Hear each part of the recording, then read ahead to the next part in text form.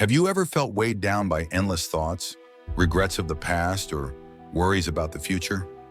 What if I told you that the key to inner peace lies not in controlling your mind, but in letting it go? There was once a young woman named Arya. Arya was known in her village for her tireless energy. She had a list for everything: plans, goals, worries. Her mind was like a storm, always churning. One day she overheard an elder in the village mention a wise monk who lived in solitude atop a nearby mountain. They said the monk held the secret to silencing the noise within. Arya, desperate for calm, decided to seek his wisdom. After a long and tiring journey, she arrived at the peak.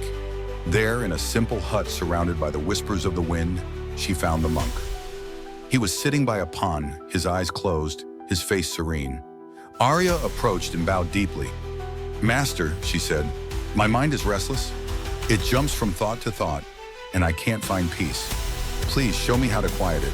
The monk nodded and led Arya to the edge of the pond. He handed her a glass jar filled with water and mud. "Shake it," he instructed. Confused but obedient, Arya shook the jar.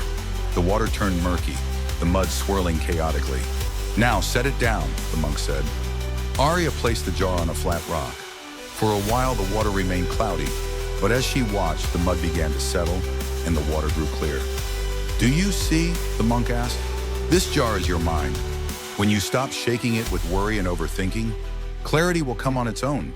The monk continued, "You don't need to force your thoughts away, Arya. Simply sit with them. Breathe. Let them settle, like the mud in the jar. In stillness, you'll find the peace you seek."